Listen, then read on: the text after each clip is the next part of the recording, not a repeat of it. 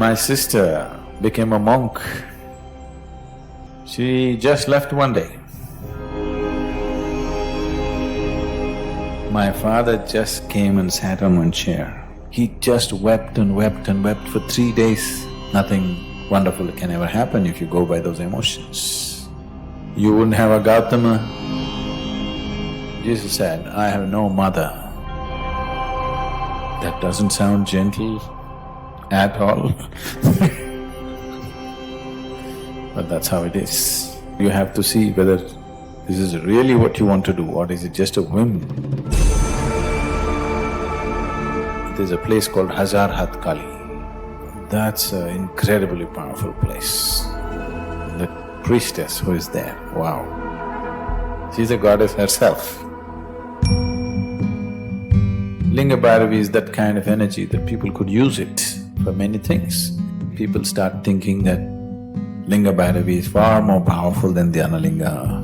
During a certain phase of the consecration of the Dhyana Linga, I took on a completely different kind of attitude, which some people loved and some people were terrified of. So Linga Bayravi will be somewhat like that. The way you think is the way you emote.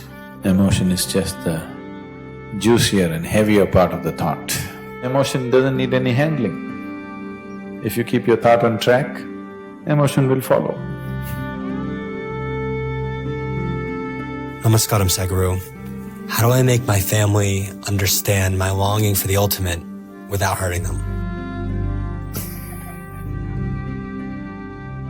Oh. I told you I'm not very good at sorting out family problems. Even within my own family, I never could handle the drama. Drama began to happen, I just left. Too much drama. People like drama. They can't just come, sit down and look at something and come to a decision. They just like drama, you know. So, there's no such thing as everybody understanding and you doing something.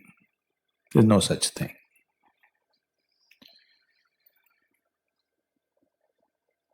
How do I do it as gently as possible is something that you have to see. And first of all, you have to see whether this is really what you want to do or is it just a whim. If a whim lasts just for a weekend, it's okay. Suppose a whim lasts for 5 years, then it costs life, you know. So family will be naturally worried. If their worry and concern is only your well-being, you must treat it with utmost consideration. Because they have right to be concerned about you. They must be concerned about you. I wouldn't appreciate it if they were not concerned about you. But if any family is only… it is not a question of concern, it is just they want to impose their own whims upon other people, then I have no value for such things. I don't call that a family. So, if it is just an imposition that somebody is doing around you, for anybody I'm saying, that means you don't really have a family. If it is they're concerned, that we must appreciate and see how to handle. It must be considered. It's very important that you don't just throw it aside. It needs to be considered. But there is a point beyond which people may believe that they're concerned, but it just amounts to kind of madness. Because after all, whatever our children, what they're going to do, we don't know. When they go out, you don't know what they will do. When you go out, you don't know what somebody else may do to them, or you don't know what the hell may happen to them. This is an everyday thing, isn't it? Isn't it so? If you want to think about it, what's going to happen, it'll drive you mad. That is so for any parent. So there is a point where concerns ends and madness begins. If it is going towards the madness, then we have to break that also. But concern is good, it must be there. A young person is going to do something which is very different from what everybody is doing, so they are little afraid and concerned, da. It's fine, but it must stop somewhere. And above all, you must know whether you are 100% clear about what you're doing. It should not be a whim.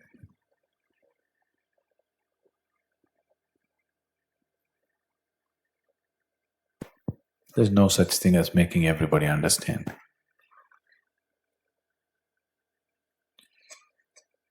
I don't believe that even today. My family understands even today. I don't think they approve it even today. She went and met my dad. He doesn't really approve all this nonsense. He still has not pardoned me for not being a doctor. Okay? But because things have grown and things have happened, he's sort of given in, okay.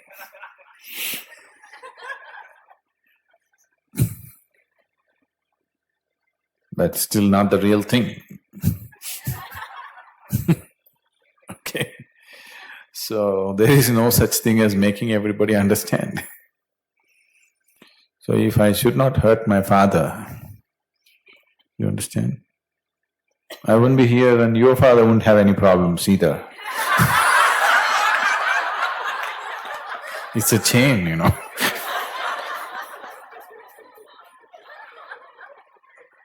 I remember my sister became a monk. She just left one day. She was telling them, but they just thought they could just brush her aside and somehow get her married. So they went to Bangalore. We are living in Mysore, they went to Bangalore. So they were constantly looking for alliances to fix up. Nothing was coming together. So when they went to Bangalore, she thought anyway they're again going for the same purpose and she left. In the morning she was going for some, some typing classes and things. She left and then she said she's going to the Ramakrishna ashram for some function and she's supposed to come back in the evening. But she just left. But I knew she's going. I was the only one who knew that she's leaving. Because many times I had planned to leave the house. We were building a boat and I thought we were going to sail to Tahiti. So we were always planning to leave and sometimes we thought we would just go off to Bombay. At that time Bombay was something, okay, in our minds. We thought we'll get onto some ship and go away somewhere. Me and my friends planned we will get onto a ship and go as a crew and go somewhere to some other part of the world. So we always thought when we leave, what should we have? What are the essential things we must have? So one thing is we always believe that we must take the SSC certificate, the 10th standard. Wherever you go, you got that thing. So 3 days ahead of time, all these certificates are stored in one place which are kept locked, it's not for any reason, for safety, it is kept locked by my father. She took it out and kept it in her things. Then I knew she's going. She got her certificates together, so I knew she's going. So I was just waiting, okay, when is she going to go? Then she left in the morning and she said she's going to that institute. Somehow I knew that today is the day because my parents are not at home. So she went at 7:30 in the morning. Then I went there at 10 o'clock. I just went to check if she signed in. She had not signed in. Then I knew she's left. Then I waited till evening because I wanted her to reach the place wherever the hell she's going. I don't know where she's going. At least let her go and reach that halfway through, somebody catches her and brings her back. So I waited till 6 o'clock in the evening and then called my dad and told him, she's gone. Then we went and asked in the ashram, they said, we don't know. They're not like Isha, where we try to sit and counsel the parents endlessly and get into all kinds of nonsense with them. They just said, we don't know. So then, in the middle of the night, my mother, father would everybody rush back and the whole jing-bang, all uncles, aunts, all the warriors in the family.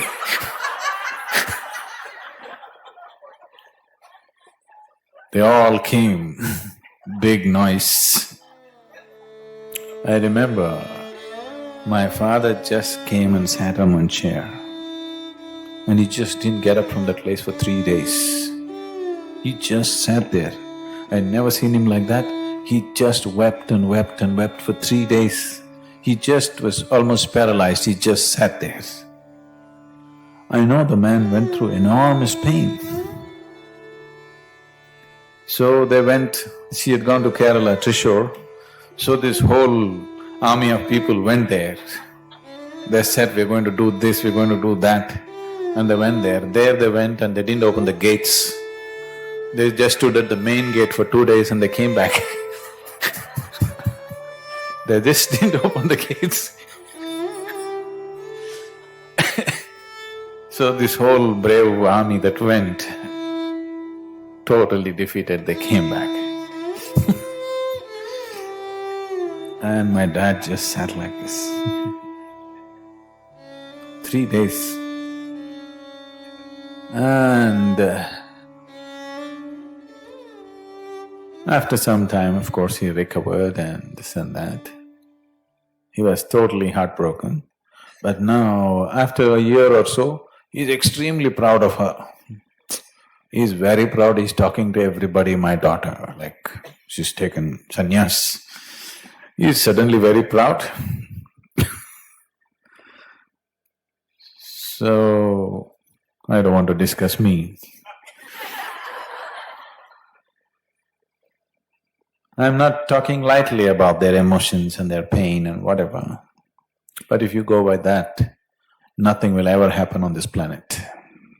Nothing worthwhile can ever happen on this planet if we go by those emotions.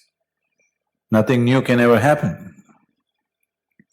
You wouldn't have a Gautama. You know what Jesus said?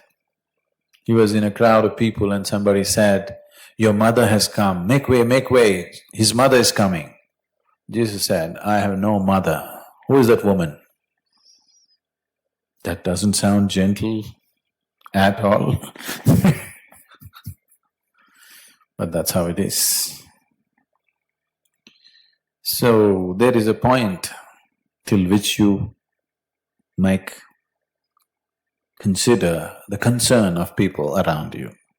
When concern becomes madness, you have to do something about it, otherwise nothing new can ever happen on this planet. No growth can happen, nothing wonderful can ever happen if you go by those emotions. So it's an individual thing, I'm not trying to put everybody in the same perspective, but if you're so sure what you're doing, you must talk to them. Talk to them, talk to them, talk to them, talk to them, till they're frustrated and say, get out. I hope parents don't go through the kind of things the way my dad went through it. He went through it real bad, real bad.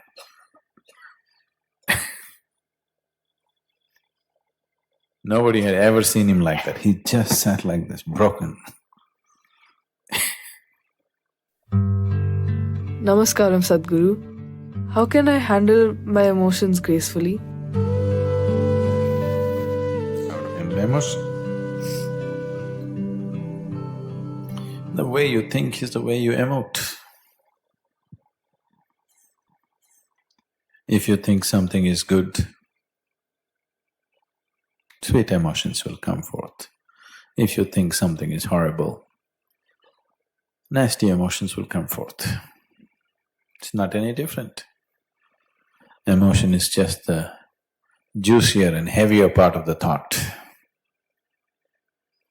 This is dry and light. You can think whatever you want, but with emotion it's heavier.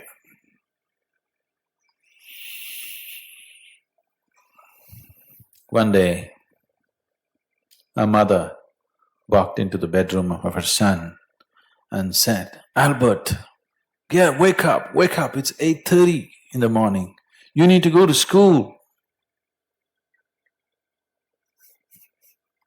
He rolled over and slept that side. She went to the other side of the bed, "Albert, wake up, it is late for the school, you need to be going." Shook him, he rolled over this side and slept. She again walked over to the other side of the bed, went on. Then he opened his eyes and he said, "I don't want to go to school. I hate the damn school. The kids are terrible, the teachers are horrible, and what's happening there is unbearable. I don't want to go to school."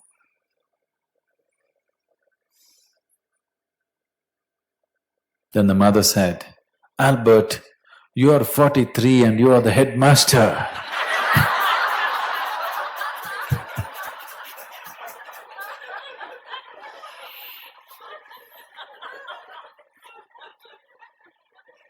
Once you start thinking in a particular way, emotions will catch up and make the whole thing loaded, isn't it?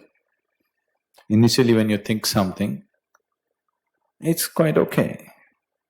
But once the emotions follow and catch up, now it becomes really loaded and heavy. You got to do something about it because the emotions have caught up with the thought. You just sit here and think, "She's quite horrible." "Oh, that's nice, it's just fun." You just tell yourself, "She's really horrible, my." You'll see in 2 days' time, your emotion will catch up with this thought. If you just see her, you'll go through all kinds of things because your emotions have caught up. Initially when you just generated a thought, it was okay. But once the emotion catches up, it gets really loaded and overwhelming it becomes.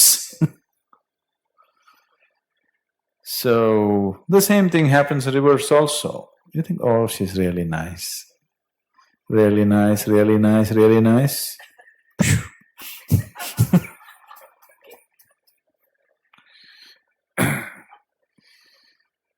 So, there's no emotion, doesn't need any handling. If you keep your thought on track, emotion will follow. Namaskaram Sadguru. Can you speak about Linga Bayravi, which you will be consecrating, and her qualities? It'll be a very different kind of force. The only problem is because she will be so much more easier for people to experience it. Because she will be so much… it'll be raw energy, it'll not be subtle like Dhyana Linga. There is a possibility people start thinking that Linga Bayravi is far more powerful than Dhyana Linga and it may attract more crowds than Dhyana Linga. But that's not right. Why I'm saying this is, anything in the world, the subtler things always attract less people than grosser things. I'm not saying Linga Bayravi is gross, but she's raw energy. People can feel that so much more easily, and people can use that for their material well-being much better than Dhyana Linga. Linga Bayravi is that kind of energy that people could use it for many things. Dhyana Linga is not available for such things, it's of a completely different nature. So she may become more popular. I fear that she may. Right now, a lot of people are saying Tirtha Kund is more powerful than Dhyana Linga. They only come and take a dip and go. lot of people. This was prepared only as a preparation for that. But they're saying just like Hatha Yoga has become more popular than anything else, it's just the same thing. It is only a preparatory step, but the preparatory step has become more popular than the yoga itself. So, those things can happen.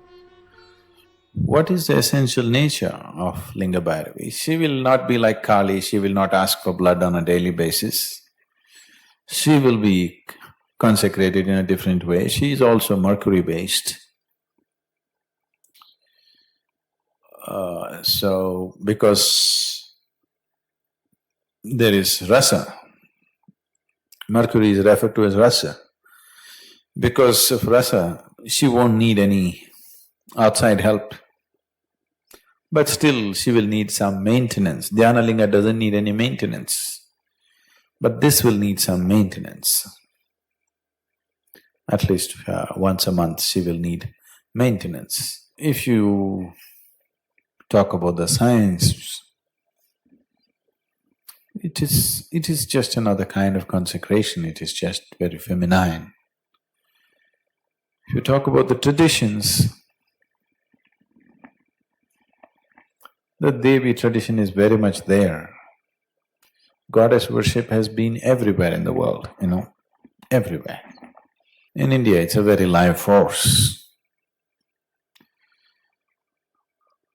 Linga Bayravi will be different in the sense, one thing is, she is not a three-dimensional figure. Never before probably a goddess has been, there have been, yes. Not exactly like this, but something has been there. If you've been to Calcutta, anybody been to Dakshineshwar? If you've been to Dakshineshwar, you must see there's a place called Hazar Hath Kali.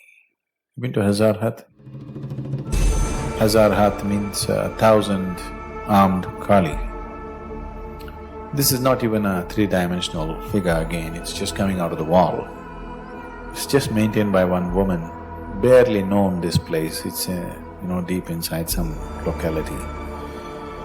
Some local person took me there and that's an incredibly powerful place. You should see that woman, that priestess who is there. Wow, she is something. She's a real woman.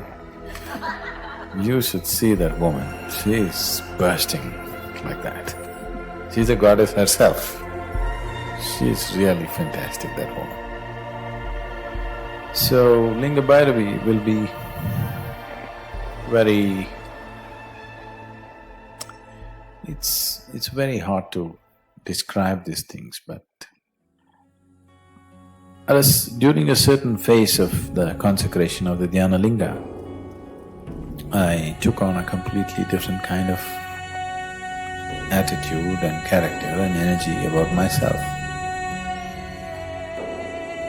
which I was just trying to adjust my system to, part of it to turn feminine. Because I was trying to play somebody else's role and fulfill that. At that time I took on a particular kind of form which was… which some people loved and some people were terrified of. So Linga Bayravi will be somewhat like that. Some people will fall in love with her, some people will be terrified of her. But nobody can ignore her, she will be like that. A woman should not be ignored, isn't it? You must shun her or you must love her, not ignore her. And this is going to be a very powerful woman. Womanhood in a very essential way, in a very raw way.